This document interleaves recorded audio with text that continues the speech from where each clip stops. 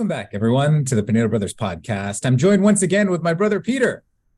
Hello, everybody. Welcome back. And I'm JP, along with our great guest from last time. This is part 2 of how to be a faith-based film producer, Dr. Caleb Gonzalez. Thank you for joining us again. Thank you so much. I can't believe you guys are having me back. Well, Caleb, you have a lot of good things to say, so let's get right into it. We were talking about production. Actually, no, we were talking about budgeting. And this could be budgeting for a short film or a feature film, but later on, we'll talk about how budgeting specifically for a feature film is different. It's kind of a different beast. So right now we're speaking in more generalities. If someone wants to start off as a feature film producer, that's fine. A lot of people start off with a short film, which it makes a lot of sense. It's a little bit smaller of a lift. It's not no lift. It's a huge lift to do a short film, but it's a little bit smaller of a lift. So that's a little bit easier of an entry point for a producer just starting out. Okay, so when we were prepping for this podcast, Caleb, you had a lot of great things to say about the whole budgeting process. If you want to refresh yourself on what we had talked about prior, it was kind of how to break down a script, how to look at the props, how to look at the different locations. So let's pretend our viewers have already refreshed themselves, and let's jump in media res. What are some of those great budgetary considerations that a young faith-based producer, or maybe not even young, new faith-based producer should have starting out? So let's start with the most basic thing is that you have to have a clear understanding how long is going to be your production time. This is a short film that you can have principal photography happening in 2 days, 3 days, 5 days. It's really important to do that script breakdown as accurate as you can, work with your director, and have a profound understanding of how long it's going to take to film it, because that's going to determine your whole budget, right? So once you know, let's for simplicity purposes, let's assume that you can film this in 5 days. So that is important because if you're going to have a professional crew to be in your film, your short film, right? You need to have a professional sound recordist. That the amount of money they're going to charge you will depend on how long they're going to be there on set for you. So that's why it's so important. So all those things, you have to keep all those things in mind when you're building the budget for your film. So let's say, for example, for 5 days. Now you work with your director and you work with according to the resources that you have. You may have budget for, let's say, for example, different departments in your film, right? You may be able to hire a camera operator. You may be able to have a cinematographer. And along with that, the cinematographer, either you hire or the cinematographer will bring a gaffer who will just light up your set, right? And then maybe if you are lucky, you're able to fundraise a lot of money. Maybe we can talk about that a little bit later. You can have a key grip and you can have a production assistant. So all those things are very important for you to keep in mind when you're doing your budget for the film, if you want to have a crew like that. And also to go out there, like a great place to start would be Houston Film Commission website, and to have an idea how much. Wherever city whatever city, yeah. Some film commission, exactly. Thank you. Some film commission. I'm biased. I'm here from Houston, the greatest city in the United States. Minus the weather. It's the comfortable 100 degrees, triple digits today. So it's important to also have an idea of how much a professional will charge you per day, right? So you can incorporate that in your budget, and that can vary wildly, you know. So those are things that you need to keep in mind. Then, apart from your crew, if you're fortunate and you have a group of friends who are experienced filmmakers and they're doing this pro bono in your set, that's wonderful. But then the other line item that is overlooked when you're doing budget is catering. Catering is so important important especially in a short film set. Well, any set is important because that's the fuel that's going to fuel the energy. That's give energy to everyone that's working on your set. And let me tell you, people tend to work better when their bellies are full and they're satisfied. Mm-hmm. And for crying out loud, if I'm willing to say this, pizza is not food for a film set. Pizza should not be anywhere near a film set. I'm talking about when you create a budget for your catering, it should be good food, healthy food should be on the set available for everyone. And that means your mom or your dad bringing out homemade food, the better it is. But don't, if there is a priority on your budget, food for your crew and your actors should be at the top of the list for sure. And then that brings me to a budget for location. You need to think about, you're going to be filming in your house, you're going to be filming your school. And then along with that, we'll talk a little bit about that a little bit down the road. There's permissions and there's some releases form that needs to be into account. But let's say, for example, that you're thinking about shooting your film in a ranch, right? And no one in your family has a ranch, so you start going online and doing all these different searches, for example, Airbnb. And then you can take a look and see how much they charge for a day or 2 or 3 days. And you can put that in your budget as for charge for locations. But a little bit of short film, feature films is slightly different, slightly more complicated. But at the level is just required and ask permission to film on a location and work with the owners, and that will probably save you a lot of money. Then in terms of budget, let me push back. Go ahead. So, why is it important for a faith-based producer or a producer at all to get these location agreements? I'm coming from someone who's stolen a lot of shots in his day, which is the term that people use for when they don't have a location agreement. Make the case for why we should do this. I can't believe you said that. You, James, I can't believe. Oh, goodness gracious. Oh, no. It is I think in my book, this is absolutely important. You're talking about a big chunk of your life you're going to be putting into this project, right? This is nothing you do on a weekend. This is you can be working on a short film for 2 years, right? There's a lot of hours that you're going to put, not only your time, but the time of everyone who is involved in this film. And let's assume this is a great film. I'm sure it is. I'm sure it will be, right? And then it gets exposure and you make all these great film festivals, right? And then all of a sudden you get a phone call, say, hey, you shoot at my restaurant and you didn't have permission to shoot at my restaurant. We need you to put your film down or we're going to sue you. Or X and Y, or you went to a house, something, and then all that work is in jeopardy. So you want to make sure that you ask for that you go through the due process. That's just commonsensical. And also from a perspective of a film-based person, right? You want to be very transparent. You always want to ask permission, and not only to ask permission, approach with all full transparency of what that entails, right? It's not only we're going to film this film in here, you want to talk about what the film is about in general sense, right? And if it is an action film that involves, some violence scenes, you want to put that up front. I remember we were scouting locations for a cabin, and we were intending to film a scene where a young boy finds his dad dead on the table.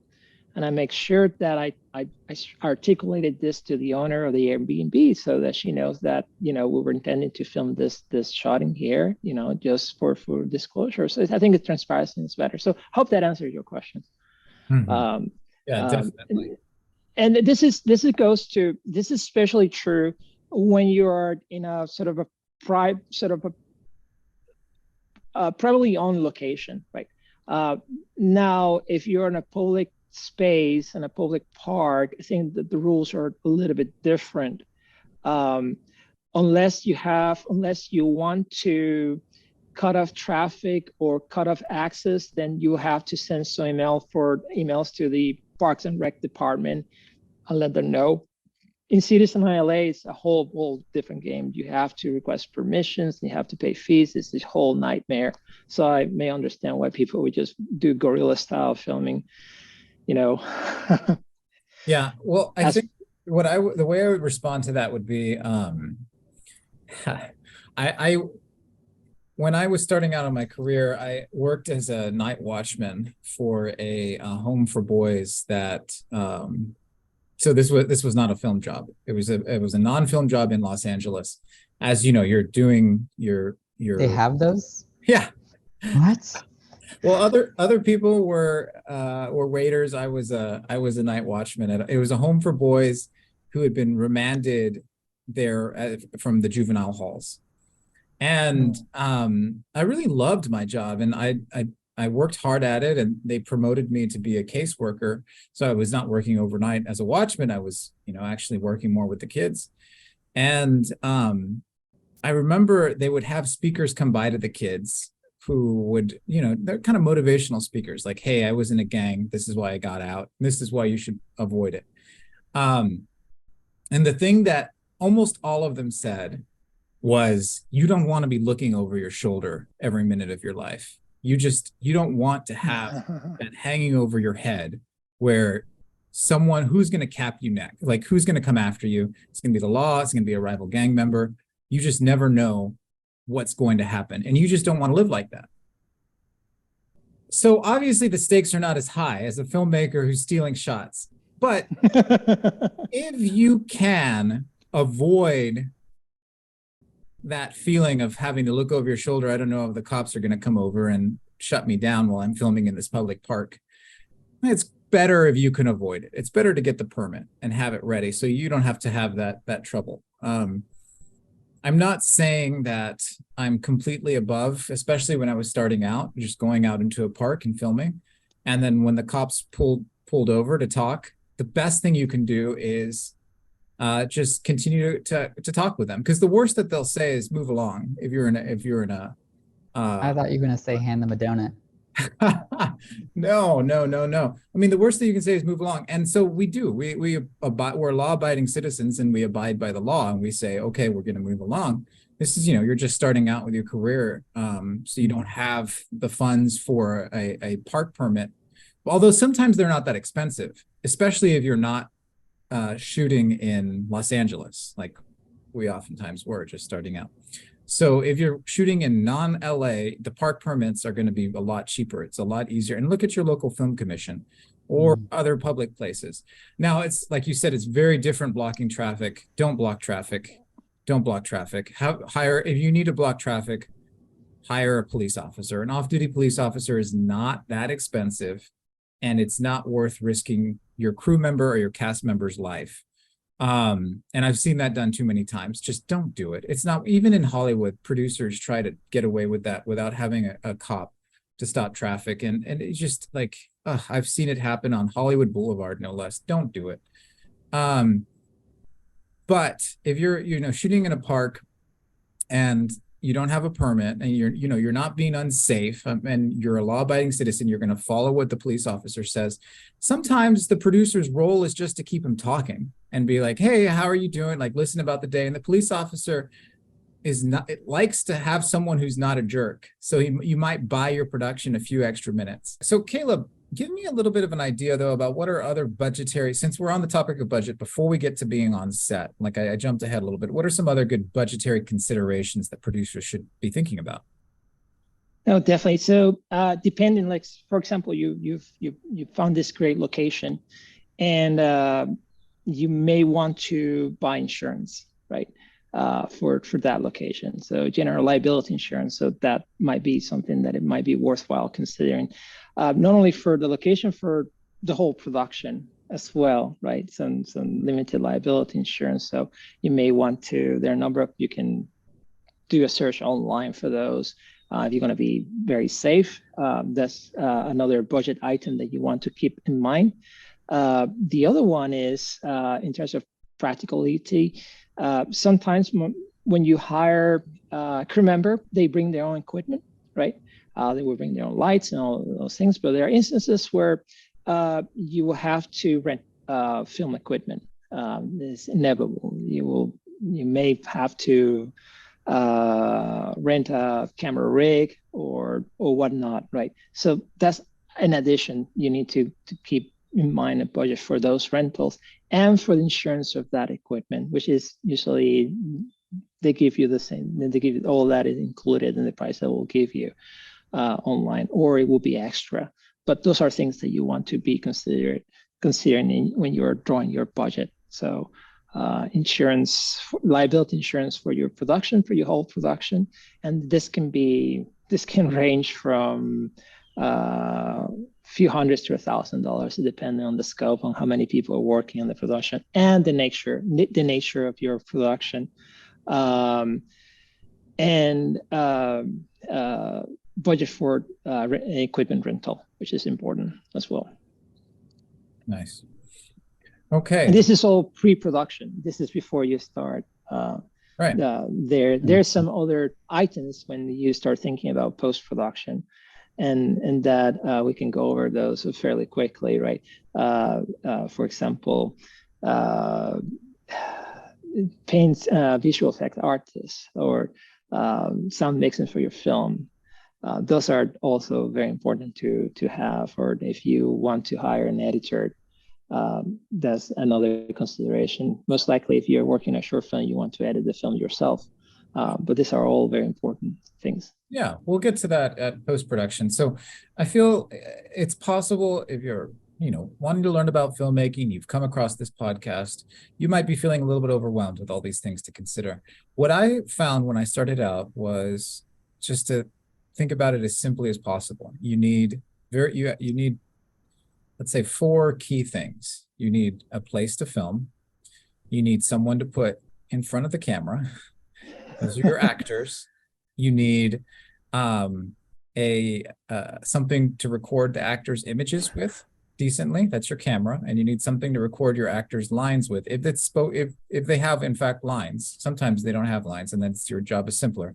And that's sound. Peter and I oftentimes will go out and film something with a crew of 2. It'll be me directing and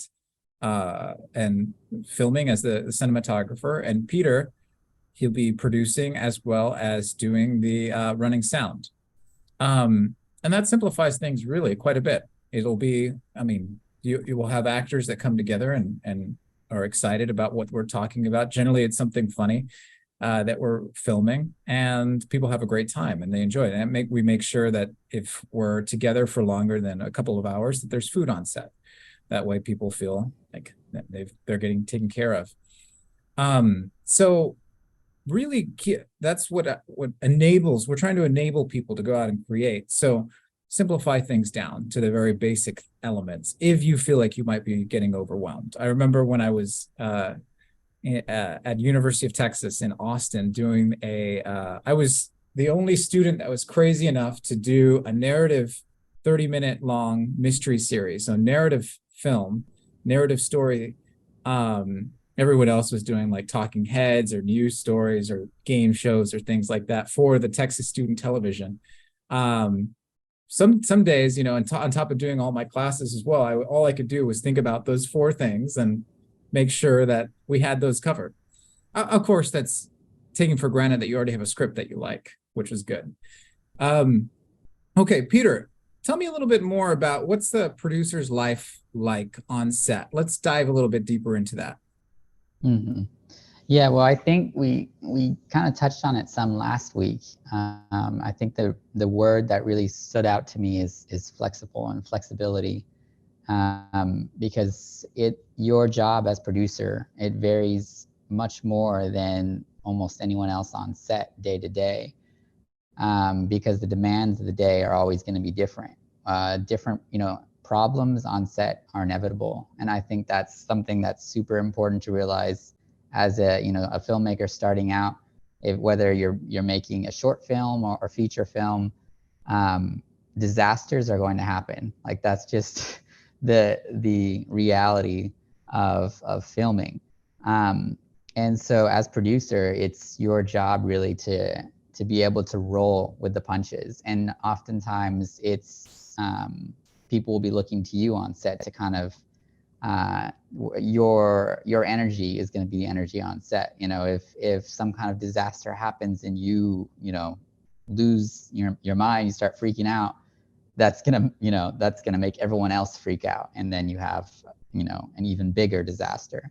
So I think being on set, it can be a really fun experience, and oftentimes it's a great time being on set and acting and getting to seeing the actors and getting to see everything going down.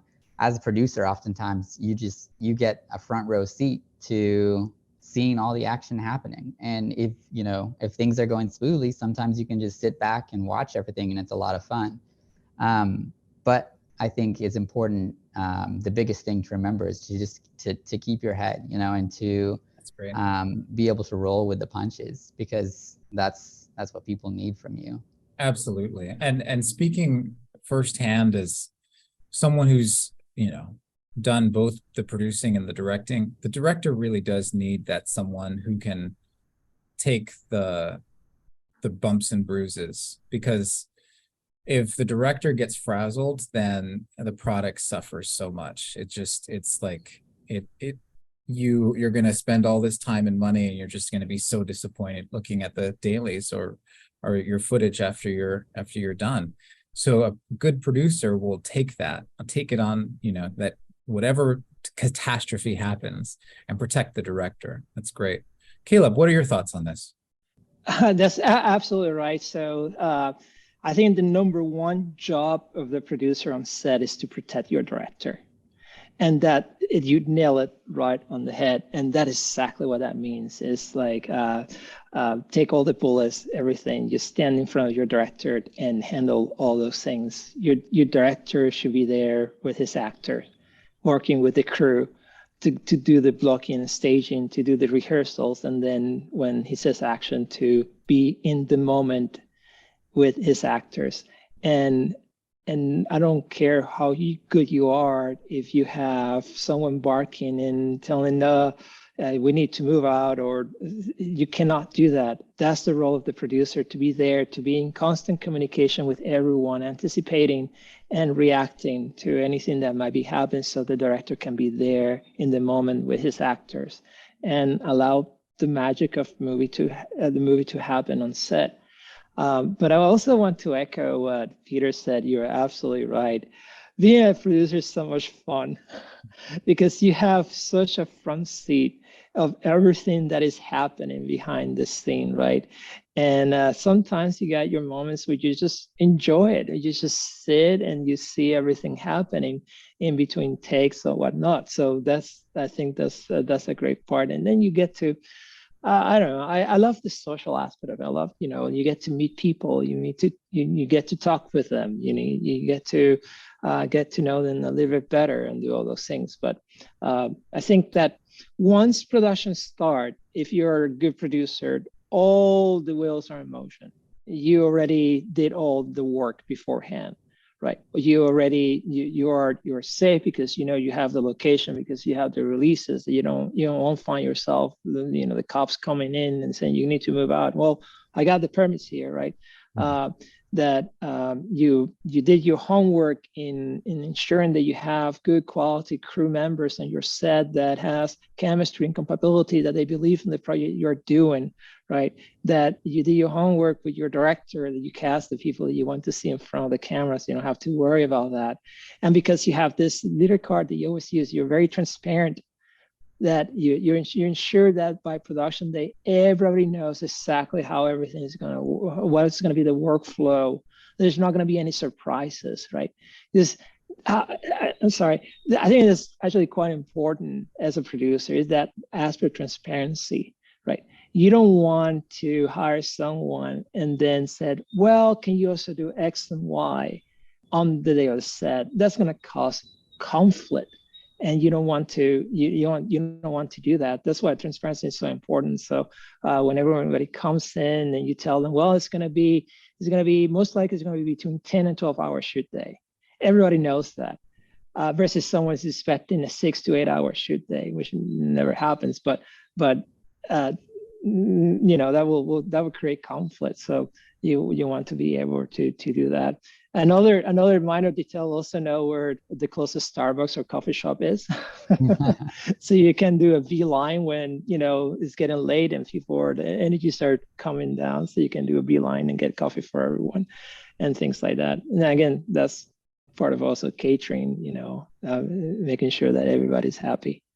And something that a very useful tool that if you're working a smaller budget production as a producer, that can be used will be a call sheet. If it's a bigger production, other crew members are going to be in charge of generating the call sheet each day. But what the call sheet is it lays out the day that everyone on the crew and the cast gets it the night before the next production day. And it'll say when everyone's supposed to show up on set, where the set is, where the closest hospital is, when the first shot is supposed to happen, when they're hoping to take the last shot. All of these really intricate details really give the crew a great understanding, and the cast a great understanding of what to expect. And there's a lot of comfort in that. If you'd like an example of a call sheet, I'd be happy to send it. And like I said, producers don't necessarily, that's not their job to generate it on most crews that have a larger size. And then oftentimes, if you're really small and you only have a crew of 2, like Peter and I often do, you don't need a call sheet. But if you're kind of in that middle space where you're pushing upward, but you haven't made it to a point where you have all the crew who can generate this for you, then you might find yourself making a call sheet, and your crew and cast will greatly appreciate it. There's something I wanted to speak about, though. Peter, you talked about this where the producers, on set, things are going to go wrong, and the producer's role is to stop that from negatively affecting the creative story. Escalating. Yeah. So I often hear this is how to be a faith-based film producer, so I think this is a relevant question. I often hear on people that are trying to do good things, they're trying to tell stories that honor our Lord, that there's another entity out there, a spiritual entity that's trying to stop things from happening, stop good things from happening, and creating problems for sets, for people for productions that are trying to do good things like this. Sort of spiritual warfare, demonic activity. What do you think of that? I mean, I think it's pretty safe to say that there's instances when things are going wrong and disasters are happening that it is, a spiritual attack, that there is some kind of demonic activity that's affecting what's going on. Because, as Catholics, we do believe that that spiritual reality often does, it impacts the physical reality as well. But oftentimes, things just go wrong, and that is just the reality of it. And I don't think you have to read really more into it than that. Sometimes things just happen, and that's what it is. And as producers, your job to keep moving on. That being said, I do think we as Catholics and then we as Catholic filmmakers do need to be especially prepared to face that type of attack, that type of demonic activity, because the light shut off while you were speaking about. Yeah, that's okay. Here we go. You guys saw it happen just now. Yeah, but so I think that we are as Catholic filmmakers definitely called to be able to be prepared for that type of activity, because just in general, in Catholics, we're called to be prepared for that. And so when you're making something, a type of film that you're wanting to glorify God with, there are forces out there that don't want God to be glorified. And so I think it's important, just kind of prepare yourself mentally and spiritually. And that's not saying that if you make a Catholic film, there's going to be like people levitating around because there's demons attacking you. So don't get that scared. But I think it's important to, just kind of be maintaining your prayer life through it, and to be sticking close to the sacraments. Oftentimes when you're in the middle of shooting, it can be really hard to continue, praying and continue staying close to the sacraments because of how crazy busy the schedule is. But I think it's important as Catholics to kind of continue keeping that up, even in the midst of your filming, to find time for Mass on Sunday. That's something that I think you can really do to kind of prepare yourself for that, because I do think that's a reality that you face as a Catholic filmmaker. Agreed. Caleb, what are your thoughts? Yeah, no, I completely agree. I think all you have to do is go on YouTube and search Mel Gibson and the production of The Passion of Christ to have, again, a good understanding of what you guys are talking. A lot of things, very interesting things happen on that set. And a lot of things they actually prepare against before, during the filming of that movie. So absolutely, just give your prayer life alive. And always remember, so even if you're very busy, I think it's the sort of the Benedictine monks motto, right? Laborare orare. So, dedicate your work as a prayer to God, as a sacrifice to God. So all those long hours behind the camera, or interacting with people, or dealing with some complaint, small sacrifices. Just really, in the big picture, these are not big sacrifices, but offer all those to God, and for the well of everyone's set, for the well of the actors and the directors and the overall project. So I often tell this to the kids and during confirmation. It's like, look, a prayer is such a simple thing, like just before you go out to your soccer practice or your baseball practice or whatever it is, just say something simple like, I dedicate all my efforts to you, O Lord, for your greater glory. That's all it takes. That's simple things like that can make a huge difference. So don't think that you can't pray, you can't sustain prayer life because you're too hectic. No, dedicate that busyness to the Lord, and great things will happen. I 100% agree. And I want to reiterate a couple of things that Peter said that I think are worth coming back to. The first one is bad things, like maybe not even bad, unfortunate, difficult things happen on every film set. Even the films that have zero desire to please God, they're at best net zero, as far as the whole virtue goes. And those sets will be plagued with problem after problem after problem. Whenever humans try to do anything, because we're human and infallible, and the world is full of problems that assail us, there's going to be issues. So just be prepared for that.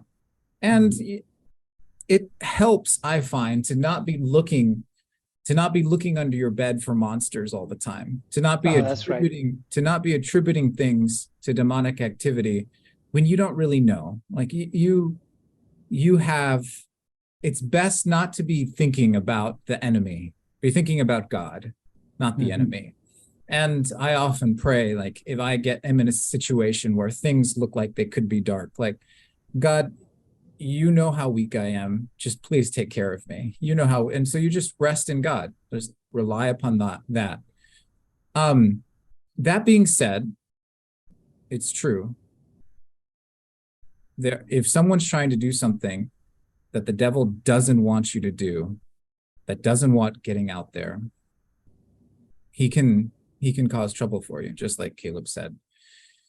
And I feel like it might be helpful to show some examples of people that I've spoken to that when they realize this is happening, it could be like trying to say something that you've said, exactly how to do this thing. You've said this line 100 times, or you've given this talk 100 times, and you know this backwards and forwards, and all of a sudden it gets difficult to say.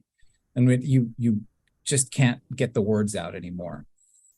That's something that I've heard as an example of of demonic activity, or it's some sort of weird thing happening that you can't really explain naturally, and yet it's happening. But you have the best defense in the world. For this little production, we sent the script for the Socratia, for the project we're all working on together, which you can pre-order with the link below.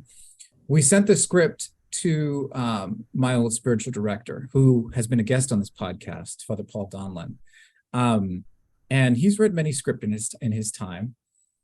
So I valued his input quite a bit. And he suggested, after reading it, and he gave me some very thoughtful suggestions, was to prepare for a little bit of spiritual warfare, to always walk around with a rosary, to sprinkle holy water around our children and around each other before going to bed, to, like Caleb said, work on your prayer life. It's doesn't have to be elegant, but the simplest things go the long way, and that works powerfully. It works powerfully.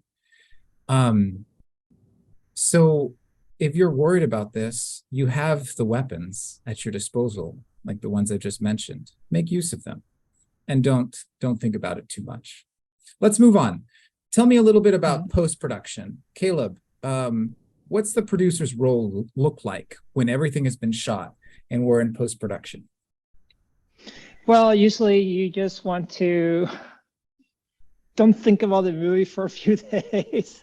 You just want to have some time off after production, and just have a few days where you go back to the reality of life outside the set. So I say that in a chicken tongue, but I think it's actually an important point. It's good to take some time off from the project after production is done, right? Doesn't have to be weeks on end, but so at least a couple of days to clear your mind and re-energize your process. So at this point, it always depends on what's the nature of the project it is. It is, if it is a project like you are doing with yourself and your friend, then it's a question of you sitting down and working through the pipeline of post-production, right? Usually the first thing you want to do is to review all the footage that you have, so review the coverage that you have for all the scenes and everything.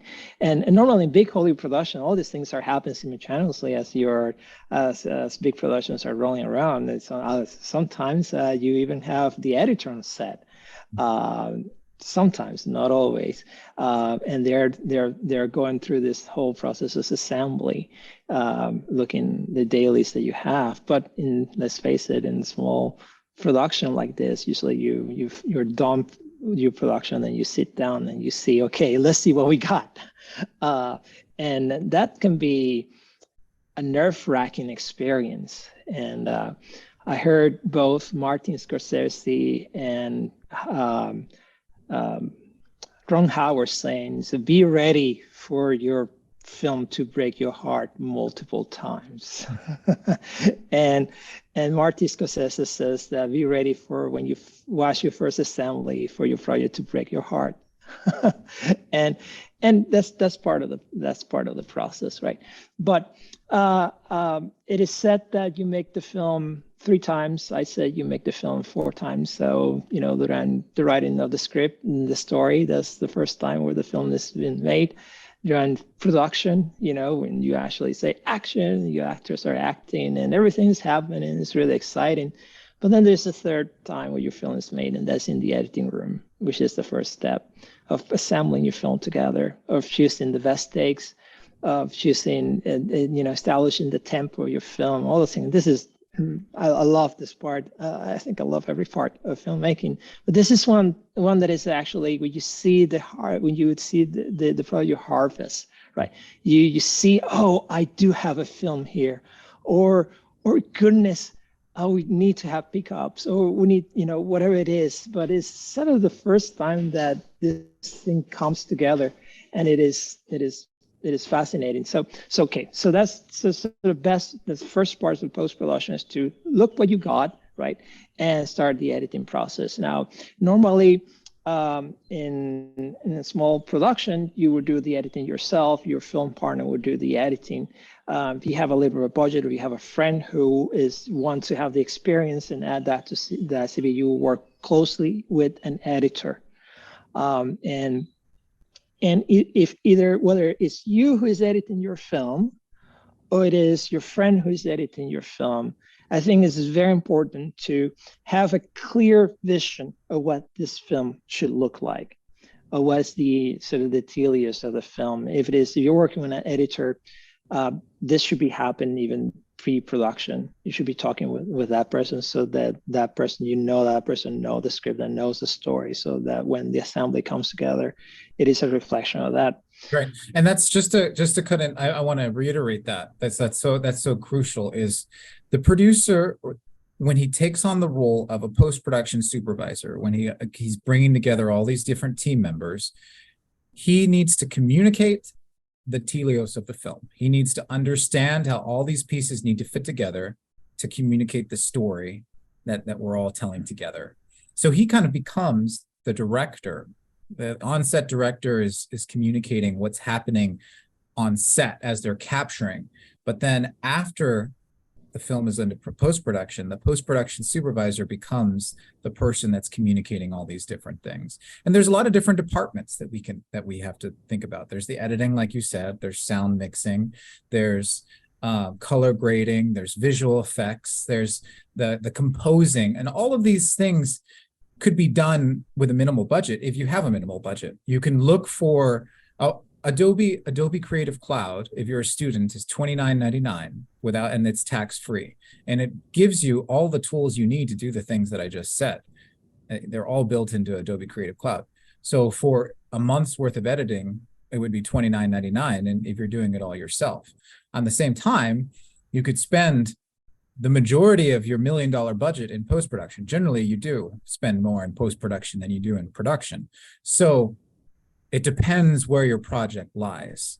I would encourage producers that are just starting out to look and see what kind of stock music is out there. For example, YouTube offers stock music for free, or you could spend $20, $30 to get a stock music license that has some great music as well.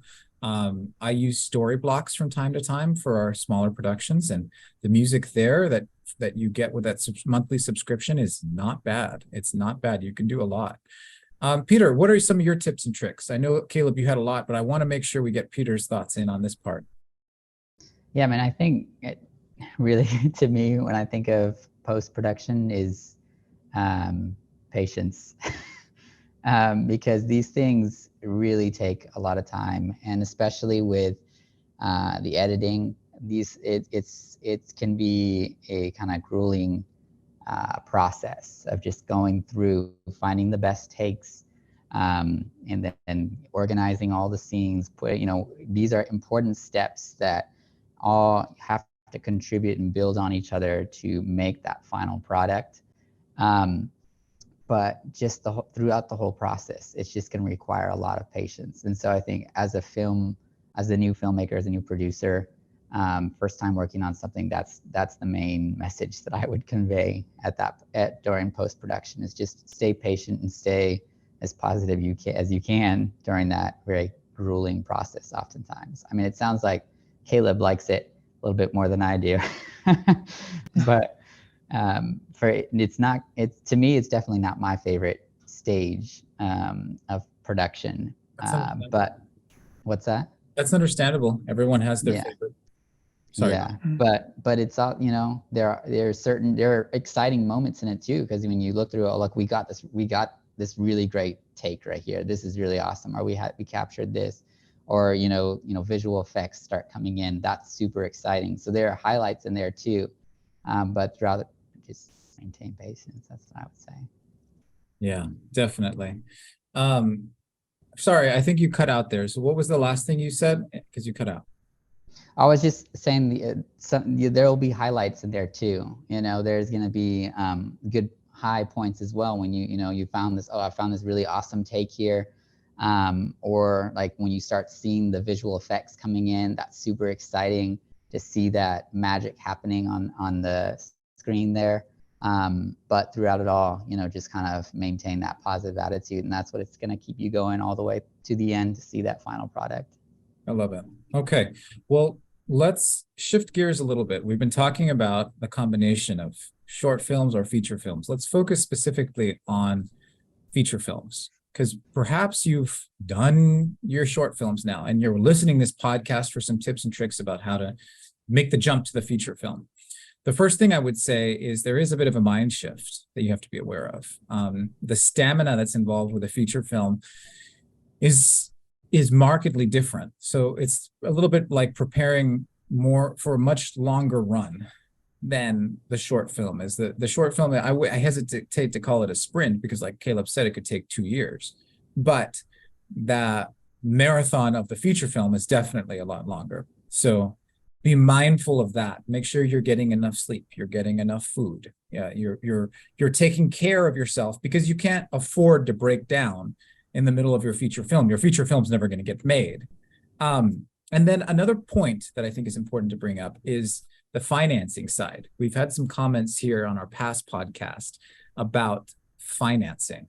And I think that for a feature film, most people could, if they really wanted to make the feature film, reasonably find a way to, maybe it's recording on your iPhone or something like that, but they could find a way to make that feature film without having to go looking for financing.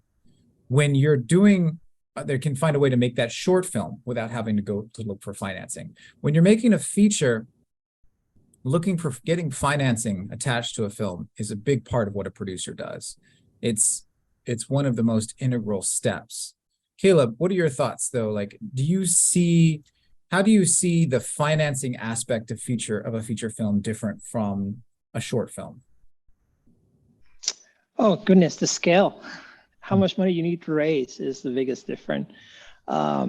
Raising money for either a short film or a feature film is a monumental task.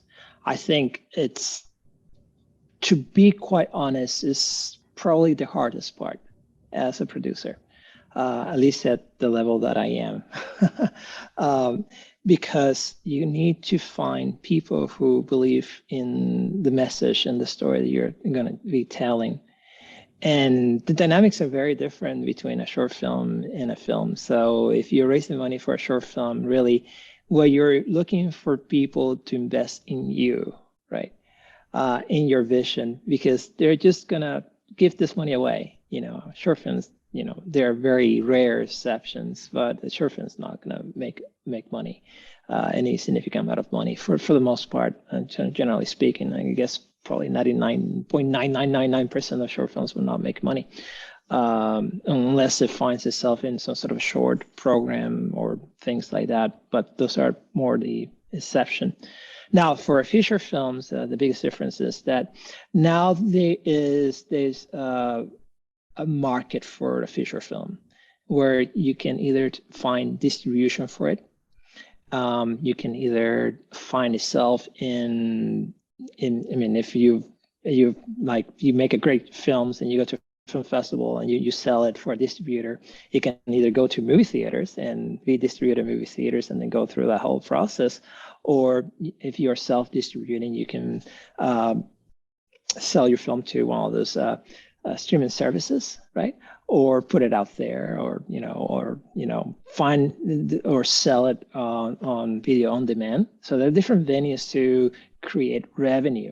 And since there are different venues to create revenue for your film, you can find investors that can put money down for a return for investment later on, right? And that's I think one of the paths to raise money for your film is to find investors for the film. That's one part. The second part, again, people who believe in the project, the message of the film, and the importance to. This is a faith-based podcast, right? This is a podcast about building Catholic culture. Mhm. about occupying that space. I love your introduction to your podcast, right? We have such a rich history of creating art. You just have to, Shard Cathedral, all these things, and we as Catholic needs to occupy this space, these spaces, and I hope that people who listen to this podcast that understand that to create art, it requires an investment. You're investing not only on this wonderful story that James wrote, is the classic redemption story of good versus evil, have a very clear message about it. But you're also investing on Catholic art. You're investing on James, on Peter. You're investing on me and our ability to produce more art down the future. And this thing, there's a cost associated with it, Right. especially when you want to do it right. So that's the second leg of things, right? Is the sort of it's not a financial, it's an investment for the future, right? It's a sort of a donation that you want to put in and so help filmmakers build. I just want to say, so that's an example of all you producers out there, of a good producer that knows the pitch, knows the story of the film, the reason for this project to exist. And so you need to be able to communicate to your donors or investors how and why you're going to make this happen. And so you find, I would say, create a list of your plan. These are the people that I'm going to approach with this message. Once you've honed that message, this is how much I plan to ask them to invest or donate. And then you go and you make the asks. Producers do that. They have the tough conversations. It's not easy to ask for that. For the extrovert, we went around to a fair amount of people, and we got, people always listen to us. We're raising money for a feature film. So we never had a situation where people got mad at us making the ask. Not everyone said yes, obviously, but making the ask is, you're not going to be able to raise it without doing it. So again, producers produce, they go out and they find the money, they do it. It's very difficult. And go ahead. Yeah, sorry. There's the third way, right? Which is many film commissions or many local organizations, they have grants. Grants for the arts, and you can just have to be very savvy, and you can apply for those grants, and maybe you get lucky, and you may have you may get money to make your film. Even some grants was actually researching one that are specific for post-production. So if you already filmed your film, but you need money to sound mix, and you can apply for a grant for those things. Yeah.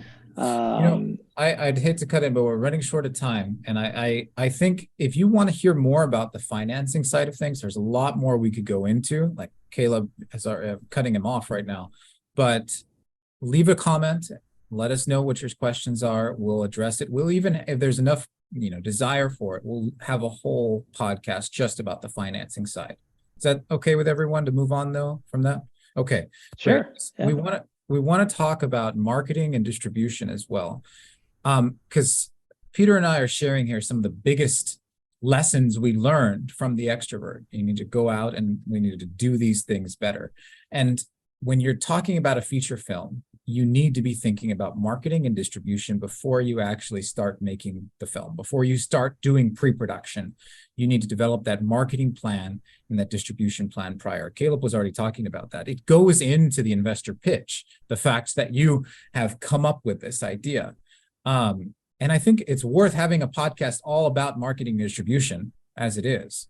But let's give some of the highlights. Peter, what do you see as some of the things that we're focused on with marketing that we're doing now differently, or we're talking about doing now, we have in the works to do now, that are different from what the extrovert was? Mm-hmm. Use us as an example. Yeah, so definitely what we've really been focusing on since the extrovert is something that I think that's the most important thing that you can do at whatever your business is, but definitely with filmmaking, is building your brand. You have to be able to have people recognize who you are and to associate you with something hopefully positive. And so, because when you're marketing your film to people to watch, you want them to watch it, you're asking them to make an investment also. It's also kind of like an investment pitch. But luckily for you, it's a much, much smaller investment pitch, because all you're asking them to do is to sacrifice, an hour and a half of their life and a few dollars to watch your movie. But that's kind of a big ask, people's time is very valuable. And so you have to build that trust, I think, with them. And that starts way before your film is finished and way before it's hitting the virtual shelves. So a big thing is, social media marketing, having people be able to recognize you as a filmmaker and for them to hear about your project before it's actually finished, something that they hear about that's happening. Social media is not the be all end all. There's definitely other ways to market as well. Word of mouth is always going to be, the strongest way to market. But that will give you a good kickstart, and people would love to feel like they're part of a project. So if you can create a way for people to feel like they're part of a movement, that is a big thing. And obviously, as Catholic filmmakers, we have already a built-in movement right there, because we exist in a culture that has rejected Christianity, and there's a desire and a need for that void to be filled. So as faith-based filmmakers, we have a natural movement into which we can include people. So if you can create a way, whether that's just, filming updates on set, of things that are happening, keeping people updated on your project, create a way for people to feel like they're included, they're in the inside, they're in the know of your project, then they're going to be much, much more likely to not only invest in it by, buying the movie and watching it, but also telling their friends and sharing it on their social medias, or, actually, real word of mouth, having them come and watch it with them. So I think that's kind of the biggest thing that we've been doing since, the extrovert, having people be included in this movement that we as the Pinedo Brothers have seen is something that's very important. It's something that's genuinely needed. Right. And so having those people come in, I think that's the biggest way you can get them to do it. I love that. And I want to add, I want this relationship to be reciprocal. I would love the art that we create to be influenced by you who are watching and listening to this podcast now. That type of relationship is what we're looking for. So in that regard, I'd love to actually read a few comments that we had from our last podcast. And I think I wanted to start off directing these to Caleb, because I would love to get your insight. Caleb, are you game for a question? All right. Yeah, sure. Just a little scared. Okay. Would you all discuss, actually, no, I want to start with the second question, because that one is more difficult. As I'm not a fan of horror, would you all make an argument to convince an audience like myself, who would not seek this content independently, but may be open in this particular case because I trust due reverence will be given to the integration of evil in a Catholic prudential light in a fallen world? And Caleb, I think you're the perfect person to answer that, because you don't generally watch horror films yourself. So you can speak. Wow. Why are you a part of this? Wow. Yes. So thank you for posting that comment. And I promise it was not me who wrote that comment. I know it wasn't. It was Nathaniel Jamie Donahue, 1982. So for full disclosure, I think it was our second production meeting that we had with Peter, that we were sitting together in a coffee shop, and I was like, James, I need to tell you something that I think is important. I don't think I ever watched a horror film in my life. and here I am working, producing a horror film. And I think so it was funny because when James gave me the script to read, I start devouring the read, right? The script. So I was just reading, and I was, oh, this is a thriller. I can't wait to, oh, and there's so many questions I have about where this is going. So it was very engaging. It was a very engaging read. Then around, I forgot what page numbers, like sort of like this little red flag, oh, that's interesting. That's a little bit of supernatural thing, okay. And then, but there's a point in the script where it becomes self-evident, where the script and the story is going. But by that point, I was already hooked, and I was already invested in the story.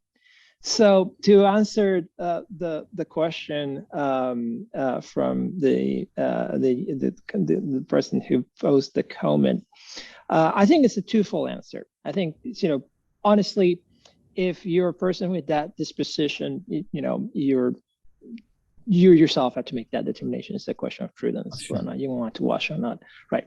And if you feel like you trust in the filmmakers and you trust in the story, or the telos of the story, or the message of the story, give the film a chance, right? Start watching it. And I think when it's said and done, when we translate this into the screen, I think you have a similar experience that I had.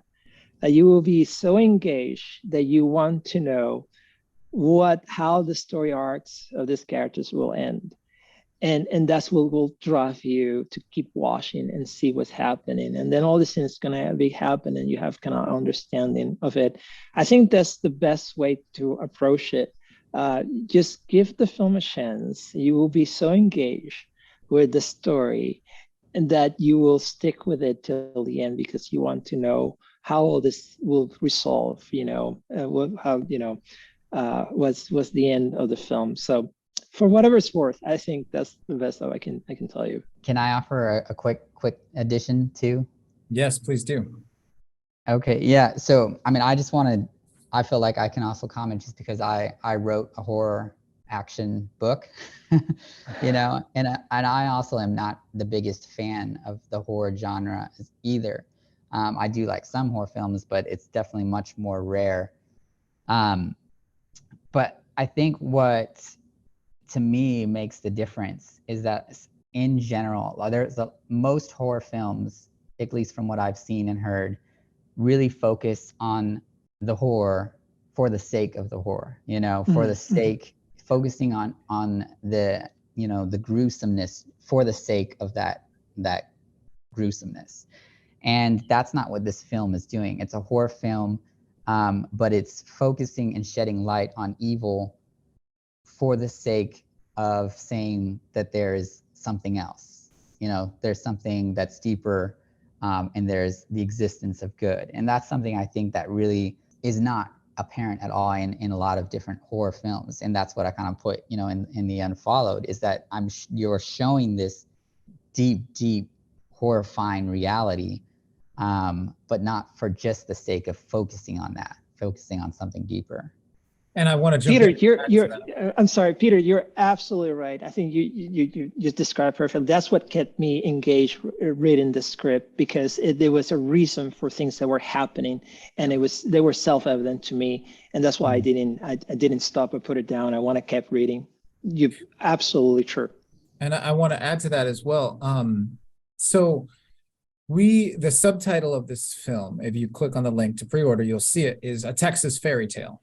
This is a fairy tale, and in fairy tales, bad things happen. Evil exists. There's magic.